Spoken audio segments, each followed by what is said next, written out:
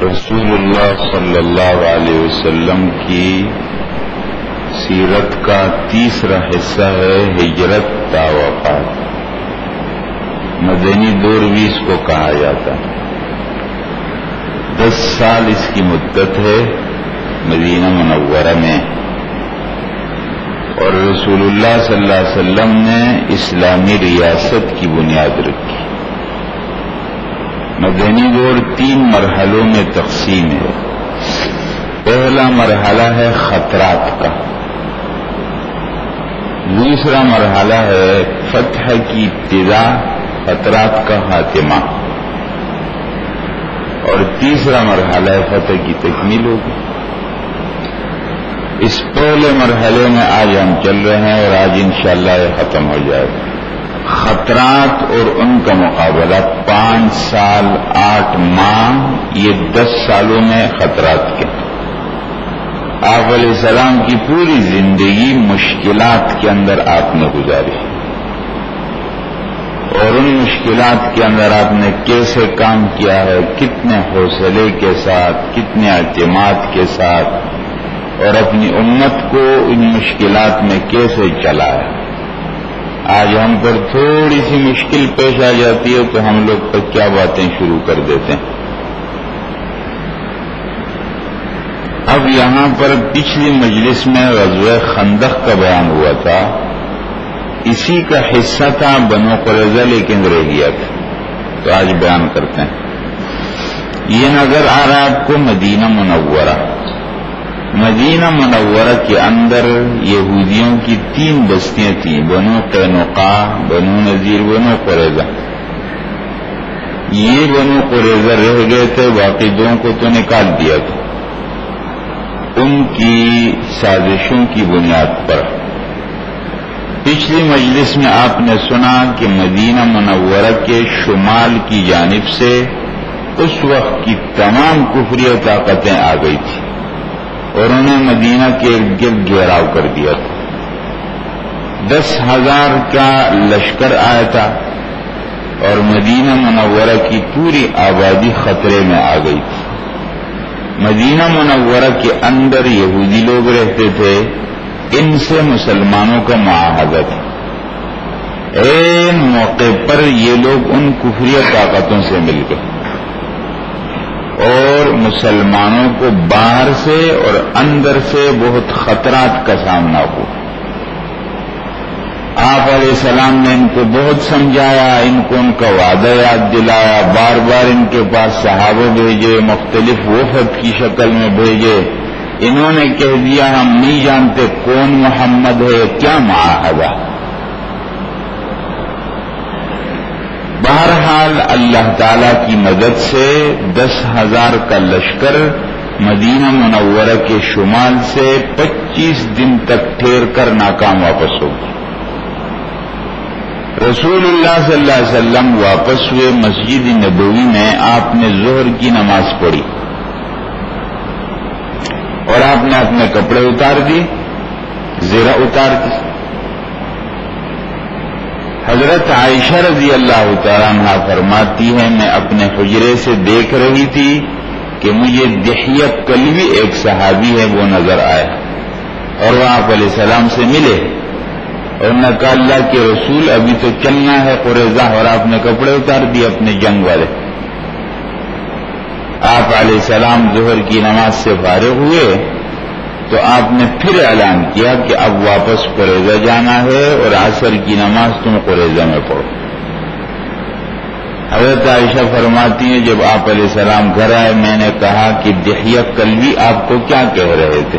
کہا تم نے دیکھا ان کو؟ میں نے کہا ہاں. کہا یہ دحیہ کلبی نہیں تھے، یہ جبریل علیہ السلام تھے اور یہ کہہ رہے تھے کہ قریظہ جانا. آپ علیہ السلام نے اعلان کیا، صحابہ قریظہ کے لیے روانہ ہوئے. مختلف علاقوں سے گزرتے ہوئے جب آپ علیہ السلام جا رہے تھے تو وہاں کے صحابہ کہہ رہے تھے کہ اللہ کے رسول ابھی یہاں سے دحیہ کلبی گزر کر چلے گئے اور نے کہا کہ سب قریظہ پہنچو. قریظہ پہنچ گئے اور ان کے ارد گرد محاصرہ کر دیا. یہ لوگ اندر ہو گئے. اس میں مسلمانوں کی تعداد 3000 ہے، یہودیوں کی تعداد 700۔ اپنے قلعوں میں بند ہو گئے، اندر سے کر رہے ہیں، لیکن بہرحال گھبرا گئے۔ ایک صحابی ہے حضرت ابو لبابہ، بہت بڑے درجے کے ساتھ، کہا کہ آپ ان کو بھیج دیں، ہم کوئی بات کریں گے۔ آپ نے بھیجا، ابو لبابہ گئے، وہ چیخنے چلانے لگے۔ ابو لبابہ نے اشارہ کر دیا کہ اب تمہارا انجام یہی ہے، گلے کی طرف اشارہ کیا، لیکن فوراً ان کو خیال آیا کہ یہ تو میں نے راز کو فاش کر دیا ہے، تو واپس آپ علیہ السلام کے پاس نہیں آئے، سیدھے مدینہ منورہ گئے اور ایک ستون کے ساتھ اپنے آپ کو باندھا۔ حضرات اس کو کہتے ہیں کہ جماعت کے ساتھ کون کتنا مخلص ہے۔ اپنے مفادات جماعت ایک طرف، پوری مسلمان جماعت کے نمائندہ گئے تھے، انہوں نے اس کے خلاف کیوں کر دیا؟ ان کو ندامت ہو گئی۔ مدینہ کی ایک مسجد نبوی کے ستون سے اپنے آپ کو باندھ دیا، کہا رسول اللہ صلی اللہ علیہ وسلم کھولیں گے تو صحیح، ورنہ ادھر ہی بندہ رہوں گا، میں نے جرم کیا۔ آپ علیہ السلام انتظار میں ابو لبابہ آئے نہیں، بتایا کہ اللہ کے رسول ہو تو مسجد نبوی کے صحن سے اپنے آپ کو ستون سے باندھا ہوا ہے۔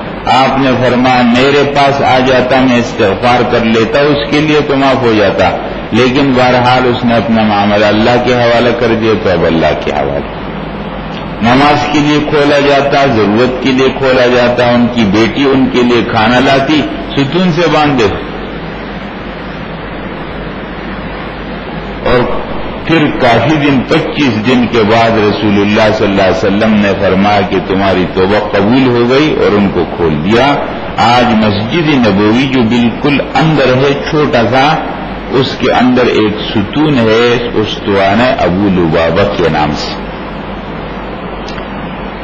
بہرحال اس کے بعد جب وہ لوگ بند ہو گئے تو انہوں نے کہا کیا کریں؟ انہوں نے پھر خود ہی کہا کہ سعد بن معاذ اوس قبیلے کے سردار تھے، وہ فیصلہ کرتے۔ آپ نے اوس سعد بن معاذ کو بلایا، ان کو خندق کے واقعے میں گلے میں تیر لگا تھا اور ان کا خون بہت نکل گیا تھا، کمزور ہو گئے تھے۔ سواری پر لایا گیا ان کو، آپ علیہ السلام نے فرمایا اپنے سردار کے لیے کھڑے ہو جاؤ، وہ کھڑے ہوئے، ان کو لایا۔ آپ نے فرمایا ساتھ تم ان قریظہ والوں کا فیصلہ کر دو۔ اللہ کے رسول آپ موجود، تمہیں کیسے فیصلہ کروں؟ فرمایا نہیں، بس تم فیصلہ کرو۔ انہوں نے سب کی طرف دیکھا اور پھر فرمایا کہ اگر میں فیصلہ کروں تو تم سب کو قبول ہوگا؟ انہوں نے کہا قبول ہے۔ فرمایا ان میں جتنے لڑنے کے قابل لوگ ہیں سب کو قتل کر دیا جائے، اور ان کے بچوں اور ان کے خواتین کو قید کر دیا جائے۔ آپ علیہ السلام نے فرمایا سعد تم نے بالکل آسمانی کتاب کے مطابق فیصلہ کیا۔ تورات کی کتاب استثناء کے اندر آج بھی بائبل کے اندر یہی بات موجود ہے، یہودیوں کے قریظہ قبیلے کو بالکل ختم کر دیا گیا، لائے گئے بازار کے اندر ان کو قتل کر دیا۔ اس پر کچھ لوگ کہتے ہیں کہ بڑا سخت فیصلہ ہوا، لیکن حضرات اگر دیکھا جائے اس پورے واقعے کو، الجزاء من جنس العمل، ہمیشہ بدلہ عمل کی جنس سے ہوتا ہے، جیسا کریں گے ویسا بھریں گے۔ اب یہ قریظہ کا تو واقعہ ہو گیا، اب کچھ باتیں، یہ قریظہ کا وہ مقام ہے آج بھی مدینہ منورہ کے اندر، یہاں قریظہ کے لوگ آباد تھے۔ اب یہ سوالات ہیں اسی بات کا، اگر خندق میں کفار کامیاب ہو جاتے تو مسلمانوں کے ساتھ کیا سلوک کیا جاتا؟ کیا ان کا بالکل صفایا نہ کیا جاتا؟ کیا ان کی لاشوں کا مسئلہ نہ کیا جاتا؟ کیا ان کا مال و اسباب نہ لوٹ لیا جاتا؟ کیا خواتین کی عزت آبرو برباد نہ ہوتی؟ یہ سب باتیں ان کا منصوبہ تھا جو ان کی طرف واپس ہوتی۔ حضرات اتنا بڑا لشکر کافروں کا آیا اور اندر سے یہ مل گئے، ان سب کا مقصد مسلمانوں کا مکمل خاتمہ، مسلمانوں کی خواتین کی عزت خراب کرنا اور مسلمانوں کے تمام اسباب المال پر قبضہ کر لینا۔ اللہ کی قدرت واپس ہو گیا ان کی طرف، اور قریظہ کے سارے لوگ اپنے اسی جرم کی وجہ سے مار دیے۔ اور اس سے قبل بنو قینقاع بنو نذیر کے ساتھ فیاضی کی آپ علیہ السلام نے تو صلہ کیا ملا؟ بنو نذیر کے لوگوں کو سلامت مدینہ سے نکلنے دیا گیا، اور بنو قینقاع کے لوگوں کو سلامت نکلنے دیا گیا۔ وہ خیبر میں بیٹھ کر سازشیں کرنے لگے اور پورے عرب کو مدینہ کے خلاف کھڑا کرنے لگے۔ جو قوم شرافت کو نہ سمجھے حضرات تو ان کے ساتھ شرافت فالتو ہے۔ اب یہ مستقل ایک موضوع ہے، بہرحال صرف اشارے کے طور پر، یعنی کہیں پر معاف کرنا اچھا ہوتا ہے اور کہیں پر بدلے لینا اچھا ہوتا ہے۔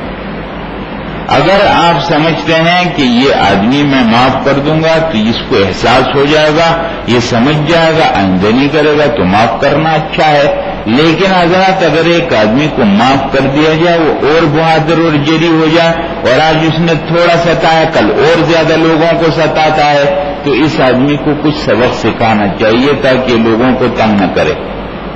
ہمارے دین نے ہم کو دونوں پہلو بتائے ہیں۔ بہرحال یہ قریظہ کا معاملہ ختم ہو گیا، اور یہ 3 قبیلے مدینہ منورہ کے اندر یہود کے تھے، تینوں اپنی نااہلی، اپنی نالائقی، اپنی سازشوں کی بنیاد پر مدینہ منورہ سے نکال دیے گئے۔ یہ بنو قینقاع پہلے نکلا ہے، پھر بنو نذیر نکلا ہے، اور پھر بنو قریظہ نکلا۔ مدینہ منورہ کے اندر سے یہودیوں کا خاتمہ ہو گیا۔ اب ہے عرب کے قبائل جو تھے مدینہ کے آس پاس، ان کی شرارتوں کا بھی خاتمہ ہوتا ہے، اور پھر صلح حدیبیہ کا واقعہ آج بیان کریں گے انشاءاللہ۔ سریہ محمد بن مسلمہ محرم میں پیش آیا، غزوہ بنو لحیان ربیع الاول، غزوہ غابہ ربیع الاول، سریہ عبد الرحمن بن عوف شعبان۔ مدینہ منورہ کی اسلامی ریاست ہے، یہ پورا جزیرۃ العرب ہے، یہاں عرب قبائل آباد ہیں، یہاں قریش آباد ہے، یہاں یہود آباد ہے، چاروں طرف۔ یہاں نجد کا علاقہ ہے، اور یہاں پر بہت سرکش قبیلے رہتے تھے، جس میں غطفان تھا، یہ بنو سلیم ہے دوسرے۔ یہاں نجد کا علاقہ دیکھ رہے ہیں حضرات، رسول اللہ صلی اللہ علیہ وسلم نے محمد بن مسلمہ کی قیادت میں یہاں ایک لشکر روانہ کیا، کیونکہ یہ ہر وقت لڑائی کی حالت میں رہتے تھے، اور یہاں جب پہنچے ہیں ان کے سروں پر تو سر تو بھاگ گئے، ادھر ادھر ہو گئے، اور واپسی میں ایک آدمی گرفتار ہو گیا جس کا نام ثمامہ تھا۔ یہ اصل میں یمامہ علاقے کا جو مسیلمہ کذاب جھوٹا نبی تھا، یہ اس کا آدمی تھا۔ صحابہ ان کو گرفتار کر کے لیا مسجد نبوی کے اندر۔ یہ اصل میں مسیلمہ کذاب کے حکم پر آپ علیہ السلام کے قتل کے لیے آ رہا تھا، پکڑا گیا، مدینہ کے اندر لایا گیا، مسجد نبوی کے اندر باندھ دیا گیا۔ آپ علیہ السلام نے فرمایا کہ اب ہم کیا کریں گے آپ کے ساتھ؟ کہا کہ آپ قتل کر دو تو آپ انصاف کا فیصلہ کرو گے، کیونکہ میں قتل کے لیے آیا تھا، اگر آپ معاف کر دو تو میں آپ کا شکر گزار رہوں گا، آپ کو فدیہ چاہیے تو میں بہت مال دے دوں گا۔ آپ 3 باتیں، آپ نے کچھ جواب نہیں دیا، بندہ ہوا۔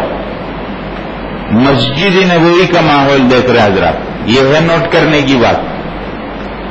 آپ علیہ السلام کچھ بھی نہیں کہتے ہیں، بس وہ ایک ستون سے باندھا ہوا، اور 5 وقت اور 24 گھنٹے مسجد نبوی میں مختلف کام ہو رہے ہیں، اور وہ دیکھ رہے ہیں۔ دوسرے دن آپ علیہ السلام نے پھر پوچھا اب تو ہم کیا کریں گے آپ کے ساتھ؟ تو اب وہ سمجھ رہا تھا کہ یہ آخری 2 باتیں تو فالتو ہے، تو کہا بس آپ قتل کر دیں گے مجھے۔ آپ نے کچھ جواب نہیں۔ تیسرے دن پھر اس سے پوچھا، اس نے کہا بس آپ قتل کر دیں مجھے۔ آپ نے چھوڑ دیا، فرمایا میں کچھ بھی نہیں کہیں گے، آپ آزاد۔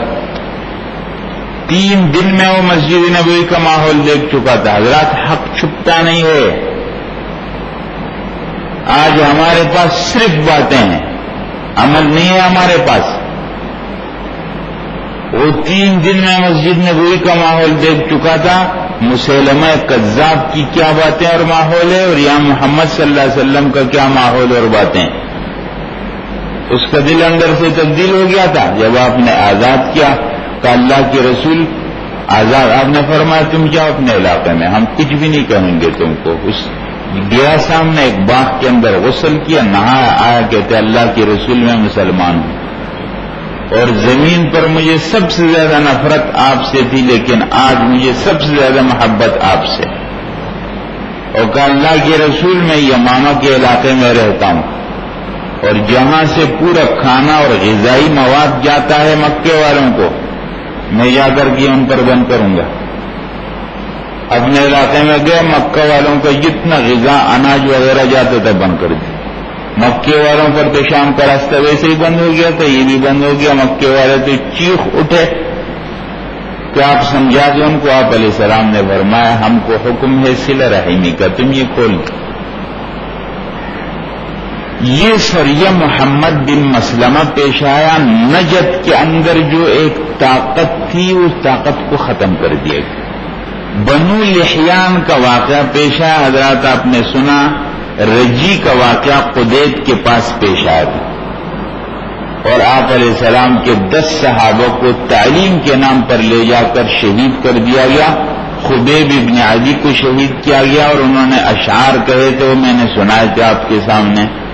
آپ علیہ السلام کو اس کا بڑا صدمہ تھا، اور آپ علیہ السلام اس کا بدلہ لینے کے لیے روانہ ہوئے، اور اس طرح آپ روانہ ہوئے. مکہ مکرمہ کی طرف یہ علاقہ پڑتا ہے. بنو لحیان کا قبیلہ یہاں پر ہے. آپ یہاں پہنچے، بالکل مکہ کے قریب قریب پہنچ گئے. کچھ دن وہاں تک قیام کیا، لوگ تو ادھر ادھر بھاگ گئے، اور آپ علیہ السلام وہاں واپس مدینہ کو لوٹ گئے. یہ غزوہ غابہ ہے، مدینہ منورہ سے شمال کی جانب میں غابہ کی ایک زمین پر. یہ ذوقرد بھی کہتے ہیں، غابہ بھی کہتے ہیں. اس پوری زمین کا نام غابہ ہے.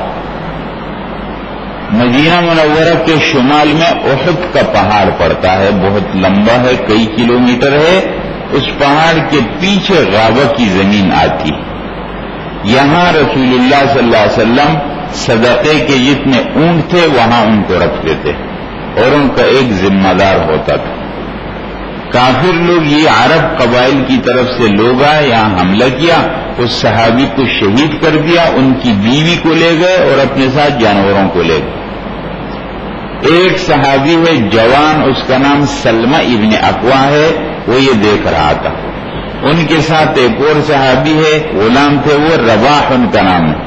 انہوں نے رواح کو مدینہ روانہ کیا، اور ان کے پیچھے اکیلے دوڑے پیدل، اور تیر انداز تھے، زبردست تیر چلاتے تھے. کچھ تیر تو سیدھا نشانہ لے کر مارتے تھے. وہ سواریوں پر سوار اور یہ پیدل جا رہے تھے ان کے پیچھے، اور وہ مقابلہ کرتے، چھپتے، یہ کہیں آ جاتے، پھر مقابلہ ہوتا. آخر وہ ان صحابی کی بیوی بھی چھوڑا دی اور بہت سا سامان بھی ان سے رہ گیا، اور پھر بھی دوڑتے رہے ان کے پیچھے.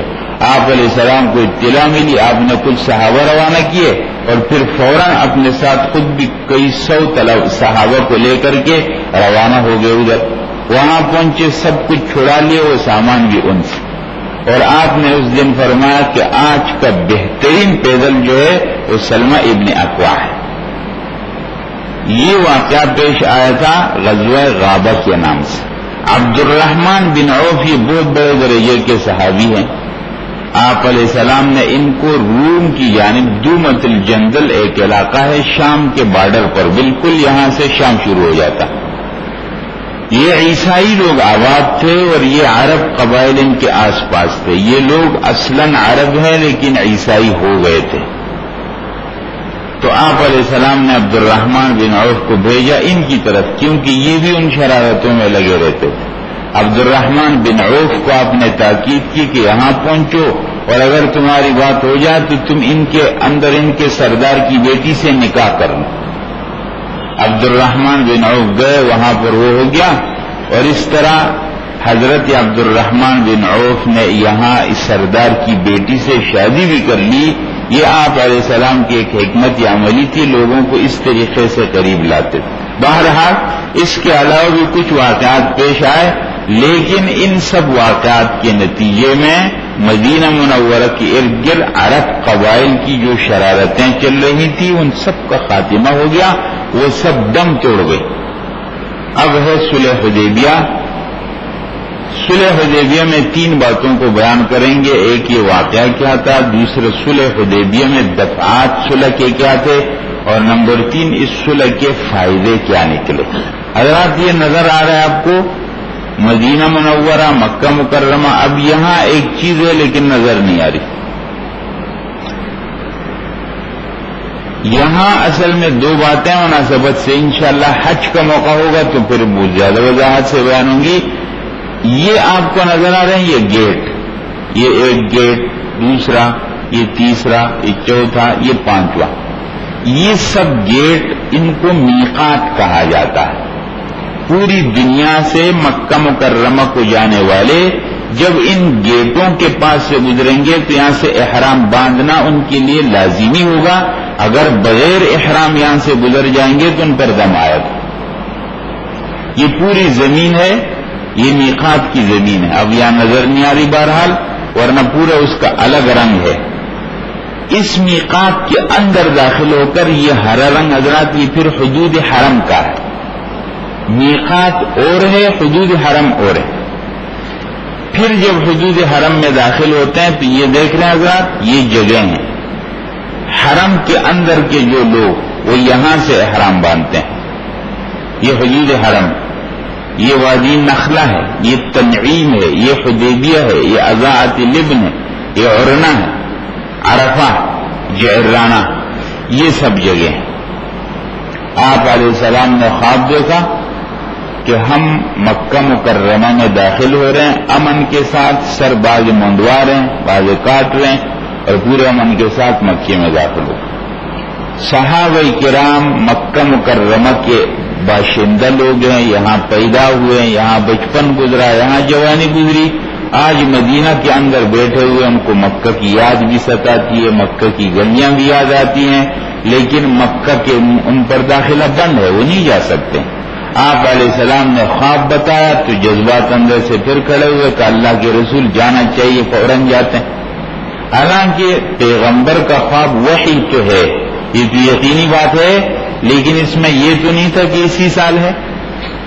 صحابہ کرام جذبات میں کھڑے ہو کہ اللہ کے رسول بس اسی سال جاتے ہیں، آپ نے اعلان بھی کر دیا۔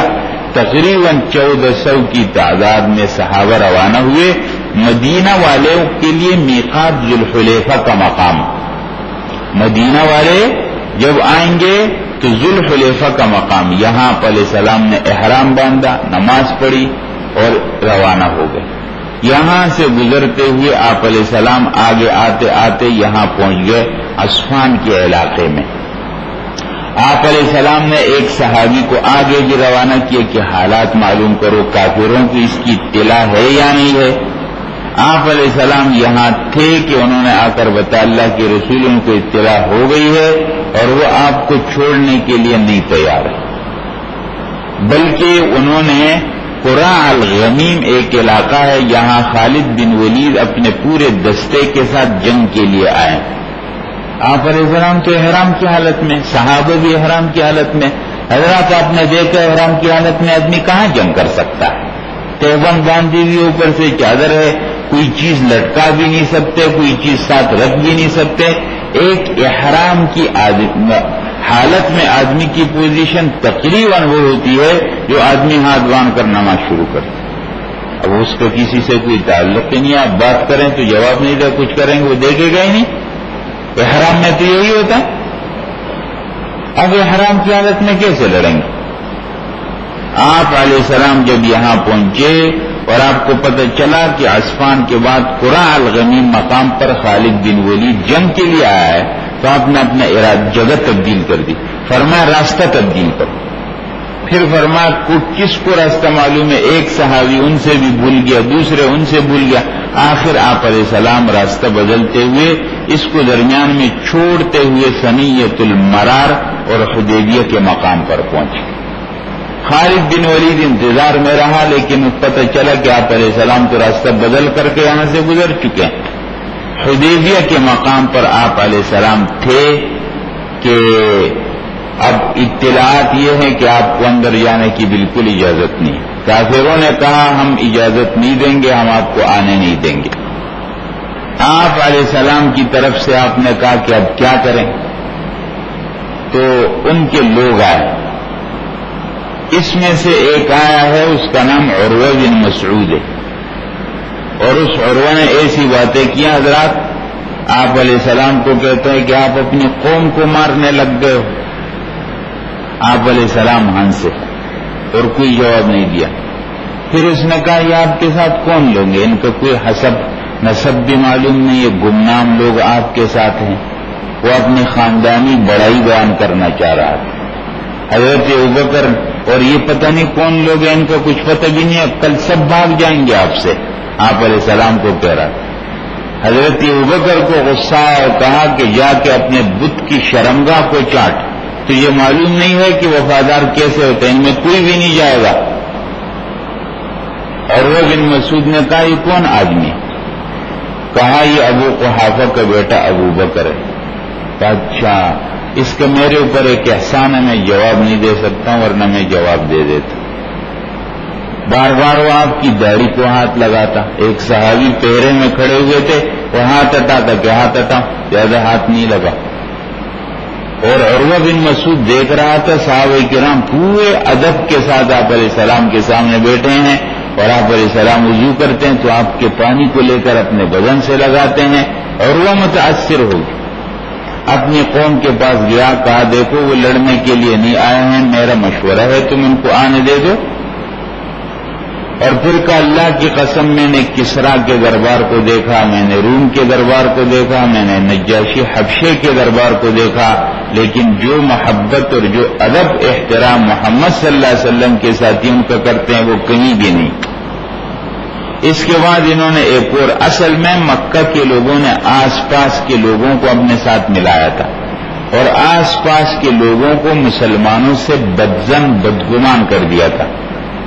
لیکن اب وہ دیکھ رہے تھے کہ یہ تو کتنے صحیح لوگ ہیں. ان کے ایک اور آدمی آیا, آپ علیہ السلام نے فرمایا جو تم قربانی کے جانور لائے ہو یہ ان کے سامنے کھول. انہوں نے دیکھا قربانی کے جانور, اندر گئے, کہا وہ تو لڑنے کے لیے نہیں آئے, عمرے کے لیے آئے, عمرہ کا تو حق ہے. پورے عرب سے لوگ آتے تھے مکہ مکرمہ میں, مکہ والوں کے دشمن بھی آتے تھے, ان کو روکنے کا کوئی حق نہیں تھا کیونکہ خانہ کعبہ میں ہر کوئی آتا تھا.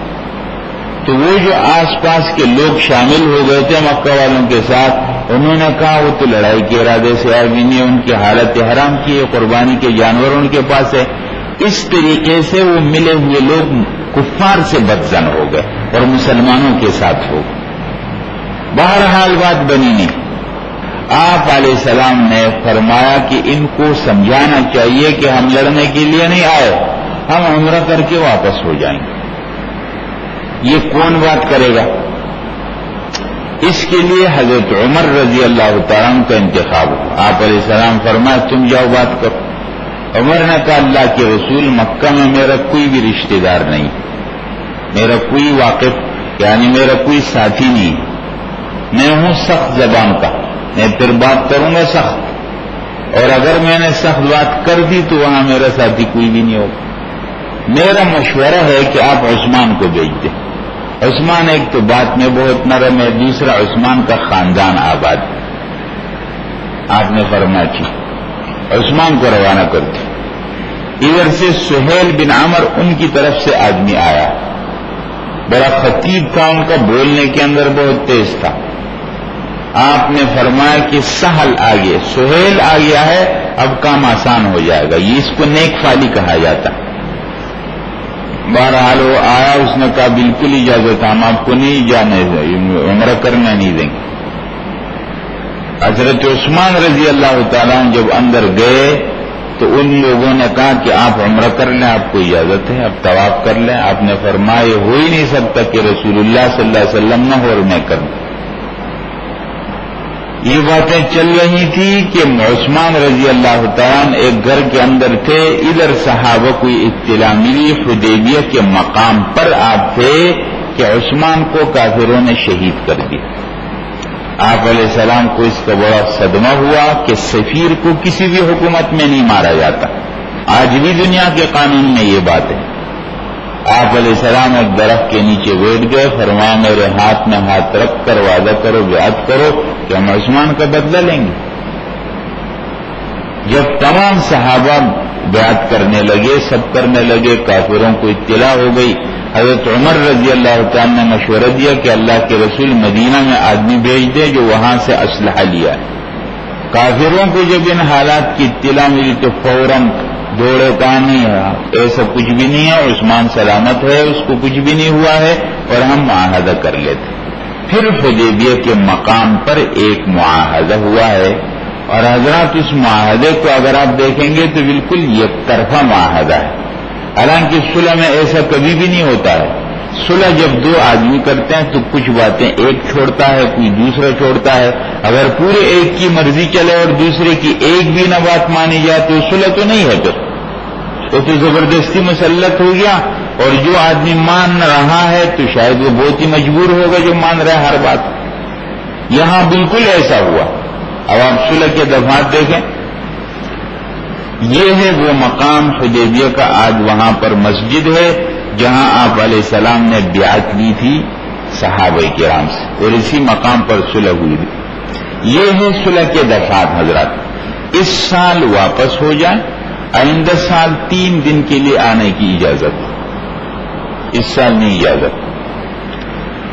10 سال تک جنگ پر پابندی اور جان مال کی حفاظت کا معاہدہ.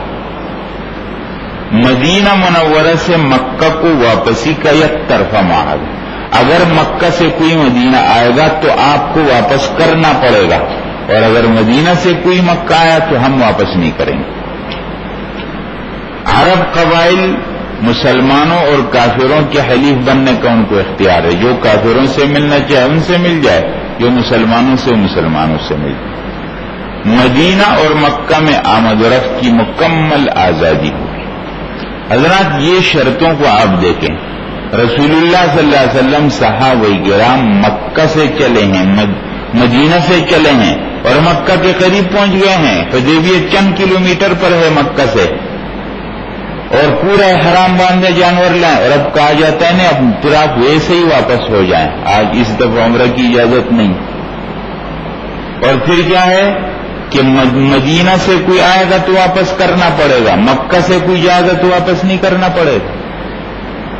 حضرت عمر رضی اللہ تعالیٰ بہت جوش میں کہ اللہ کے رسول آپ اللہ کے برحق پیغمبر ہیں یا نہیں ہے؟ فرمایا ہوں. کہا ہم مسلمان لوگ حق پر ہیں یا نہیں ہے؟ کہا ہیں. کہا تو یہ شرطیں کس قسم کی شرطیں؟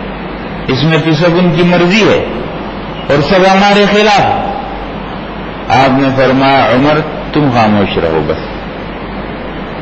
صحابہ کرام بہت جذبات میں, لیکن اللہ کے رسول کے حکم کے مقابلے میں سب چپ. اس کو کہا جاتا ہے حضرات اطاعت, اتباع اور محبت.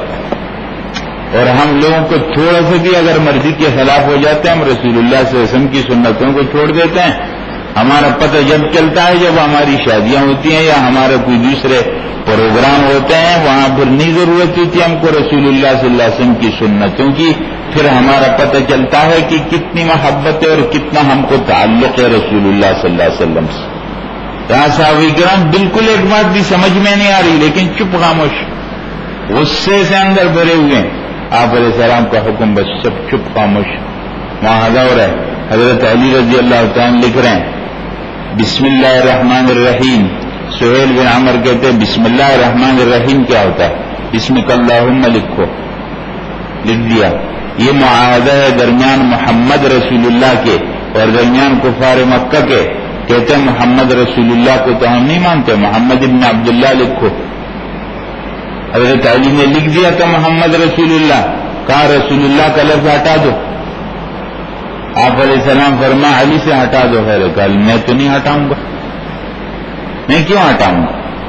کہا اچھا مجھے بتا دو میں مٹا دیتا ہوں. یہ لکھا ہے آپ نے خود مٹا دیا. اب یہ بات چلتی ہے کہ ادب زیادہ ضروری ہے یا حکم زیادہ ضروری ہے؟ جوش تھا حضرات, لکھ دیا سارا. یہ معاہدہ مکمل ہو گیا. ابھی معاہدہ لکھا جا رہا تھا. اسی حدیبیہ کے مقام پر کہ ایک صحابی ابو جندل ان کا نام ہے، اسی سہیل کے بیٹے ہیں، زنجیروں کے اندر بندھے ہوئے ہیں، گرتے پڑتے پہنچ گئے، خون نکل رہا ہے بدن سے، اور میں پہنچ گیا ہوں اللہ کے رسول آپ کے پاس، ان نے پوری زمانہ قید میں گزار دی، کوٹری کے اندر زنجیروں سے بندھے ہوئے تھے۔ سہیل نے کہا ہمارا معاہدہ اس کو واپس کرنا پڑے گا۔ آپ نے فرمایا ابھی تو معاہدہ پورا ہوا بھی نہیں ہے، ابھی تو لکھا جا رہا ہے، کہا نہ واپس کرنا پڑے گا۔ آپ نے فرمایا سہیل تم میرے لیے چھوڑ دو، میرا خیال کرو، میں درخواست کرتا ہوں آپ سے، کامی کوئی آپ کے لیے بھی نہیں چھوڑوں گا، اس کو واپس کرنا پڑے گا۔ آپ نے ابو جندل کو فرمایا ابو جندل اب ہم نے معاہدہ کیا، ہم کچھ کر بھی نہیں سکتے ہیں، بس تم واپس ہو جاؤ۔ اس کے والد کو کہا لیکن تم یہ ہمارے ساتھ طے کرو کہ اس کو ستاؤ گے نہیں۔ ابو جندل چیختا رہا کہ اللہ کے رسول مسلمانوں میں اتنی زمانہ گزار چکا ہوں، اب پھر مجھے وہاں ڈالا جا رہا۔ حضرات آج کا کوئی آدمی ہوتا تو کافر ہی ہو جاتا۔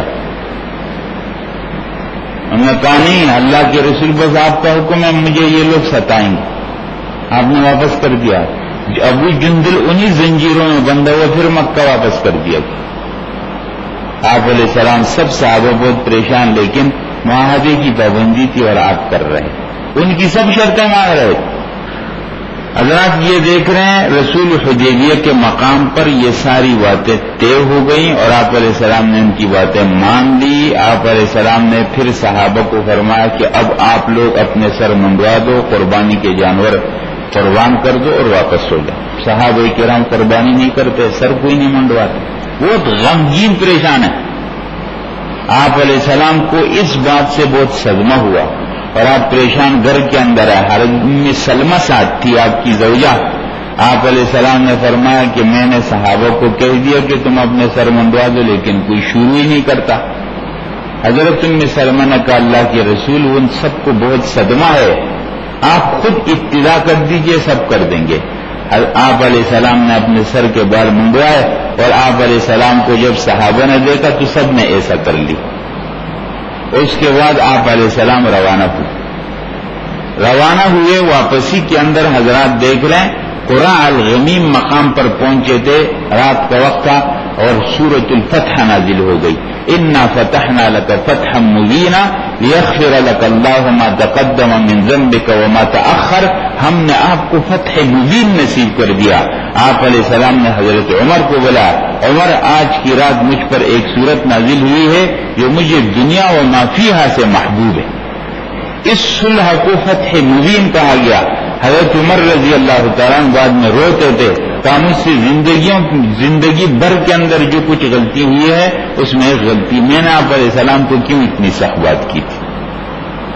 بہرحال یہاں سے واپس ہوئے۔ اب یہ فتح مبین کیسے ہے میں بعد میں بیان کرتا ہوں۔ قرآن الغمیم سے واپس ہوتے ہوئے آپ علیہ السلام مدینہ منورہ پہنچ گئے۔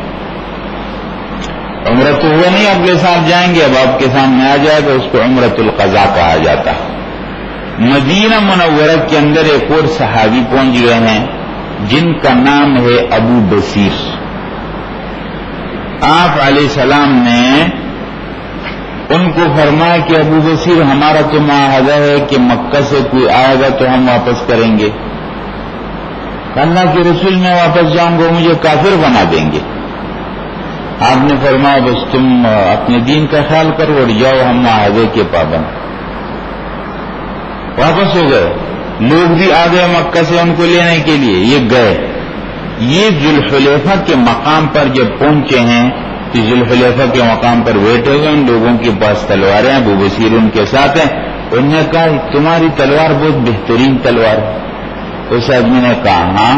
ابو بصیر نے تلوار ہاتھ میں لی اور اس آدمی کو مار دی اور دوسرا بھاگ گیا۔ ابو بصیر سیدھا واپس مدینہ گیا کہ اللہ کے رسول آپ نے تو اپنی بات پوری کر دی، اب مجھے واپس نہ کرا۔ آپ نے فرمایا ابو بصیر تم نے تو غضب کر دیا، تم معاہدے کو خراب کرو گے، میں نہیں رکھ سکتا ہوں آپ کو۔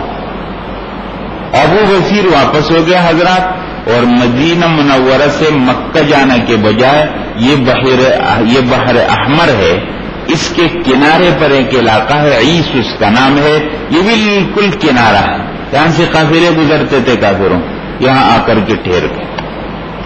اب جو مکہ سے نکل جائے مدینہ تو آ نہ سکے کیونکہ معاہدہ ہے، تو سیدھا جا کر کے ابو بصیر سے ملتے تھے. ابو بصیر کا اپنا گروپ بن گیا. اب کافر لوگ جب یہاں سے گزرے تو یہ لوگ ان کے ساتھ چھیڑ چھاڑ کرے، ان کا راستہ بند کر. آخر کافر لوگوں نے پیغام بھیجا کہ معاہدے کی یہ شرط ختم ہے، اب مکہ سے کوئی آئے گا تو آپ واپس نہ کریں، لیکن یہ گروپ یہاں سے ختم کر دیں. آپ علیہ السلام نے خط لکھا ہے عیس کے مقام پر ابو بصیر کو کہ تم لوگ سب مدینہ آ جاؤ. رسول اللہ صلی اللہ علیہ وسلم کا خط پہنچا ہے، ابو بصیر بالکل موت کی حالت میں ہے. آپ علیہ السلام کے خط کو لیا، چوما ہے اور اپنے سینے کے ساتھ ملایا ہے، اور ابو بصیر کا انتقال ہو گیا. اور یہ باقی صحابہ عیس سے مدینہ منورہ کے اندر آ گئے. یہ صلح حدیبیہ کا واقعہ آپ کے سامنے بیان ہوا. اب اس صلح کو اللہ تعالیٰ نے فتح مبین بتایا. اس صلح کے کیا فائدے ہیں؟ حضرات یہ بات ہو گئی، مسلمانوں کو بطور قوت تسلیم کر لیا. کافر لوگ تو مسلمانوں کو کچھ سمجھتے ہی نہیں تھے، اور اب وہ بات کر کے معاہدہ کا معنی انہوں نے تسلیم کر لیا. ایک بات، دعوت اور تبلیغ کے میدان میں زبردست کامیابی. حضرات یہ ہے سمجھنے کی بات، اور ہم لوگوں کے لیے بہت عبرت کی بات. آپ علیہ السلام نے جب یہ کر دیا اور مدینہ منورہ اور مکہ سے آمد و رفت آزاد ہو گئی، مکہ کے لوگ مدینہ آنے لگے، مدینہ کے لوگ مکہ جانے لگے، آپس میں ایک دوسرے کے ساتھ ملنا جلنا بالکل آزاد ہوا. امام زہری ایک بہت بڑے محدث ہیں، وہ فرماتے ہیں کہ اس 2 سال کے عرصے میں جتنے کثرت سے لوگ مسلمان ہوئے، اس سے پورے مکہ کے 13 سال اور مدینہ منورہ کے تقریباً 5 سال، 13 اور 5 یعنی 18 سالوں میں اتنی کثرت سے مسلمان نہیں ہوئے. کیوں کہ جب مکہ کے لوگ مدینہ آتے، وہاں کے ماحول کو دیکھتے، ان کے پاس مہمان بنتے، ان کے انداز کو دیکھتے، ان کے دلوں میں ایک سوال اٹھتا کہ ان لوگوں میں یہ اتنی بڑی تبدیلی کہاں سے آئی؟ یہ بھی عرب ہیں، ہم بھی عرب ہیں، یہ بھی عدنانی، ہم بھی عدنانی، ہمارا رنگ، نسل، وطن، علاقہ، زبان سب ایک ہے، لیکن ان کے انداز کو دیکھو تو فرشتوں کا انداز ہے، ہمارے انداز کو دیکھو تو جانوروں کا انداز ہے. بالکل یہ فرق کہاں سے آیا ہے؟ یہ سوال لے کر اپنے دلوں میں وہ مدینہ سے مکہ کو لوٹتے تھے، اور ہر وقت ان کے دلوں کے اندر یہ سوال اٹھتا تھا. وہ اپنے گھروں میں جاتے تھے، وہ مجمعوں میں بیٹھتے تھے، وہ اکیلے میں بیٹھتے تھے، یہ دماغ میں یہ سوال چل رہا ہوتا تھا. اور کہتے ہیں جب دل سوال کرے تو ٹالنا مشکل ہو جاتا ہے، اور جب کوئی اور سوال کرے تو ہم ٹال بھی سکتے ہیں. جب ان کے دلوں نے سوال کیا ٹالنا مشکل، یہ تبدیلی کہاں سے آئی؟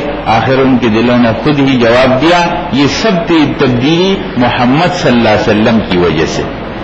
اور وہ اس ماحول کو دیکھ کر مسلمان کہ صلح حدیبیہ کی وجہ سے دعوت اور تبلیغ کے نام پر کے میدان میں بہت بڑی کامیابی ہو گئی.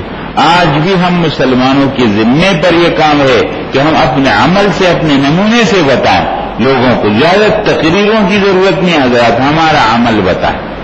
ہم ہر میدان کے اندر اپنے عمل سے بتائیں کہ اسلام کیا ہوتا ہے. بہرحال تیسری بات کیا ہو گئی کہ اسلامی ریاست کو استحکام مل گیا. کیا ہوتا تھا کہ ہر وقت مکہ کی طرف سے خطرات رہتے تھے، اب صلح ہو گئی تو اسلامی ریاست مستحکم ہو گئی. اسلامی ریاست 3 طرف سے پر امن ہو گئی. اب آپ کے سامنے آتا ہے اور شمال کی جانب متوجہ ہو.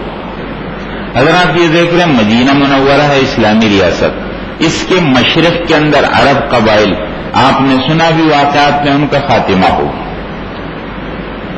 اور اسی طرح اس کے مغرب کے اندر بہت چھوٹے یہ راستہ ہے بحیر احمر کے کنارے، یہ بھی محفوظ ہو گیا ہے. اور اس طرح اس کے جنوب کے اندر مکہ مکرمہ ہے، یہ تینوں طرف محفوظ ہو گئے. اب اسلامی ریاست اپنے 3 اطراف سے پرامن ہو گئی، خطرات ختم ہو گئے. اب یہاں شمال کے اندر یہودیوں کا ایک فتنہ رہتا ہے خیبر کے مقام پر، جو ہر وقت عرب کے اندر جنگ کی سازشیں کرتے ہیں اور عرب کو اس مدینہ کے خلاف ابھارتے ہیں اور یہاں لاتے ہیں. اب آپ علیہ السلام اس شمال کی جانب متوجہ ہو جائیں گے، انشاءاللہ پھر بیان ہوگا.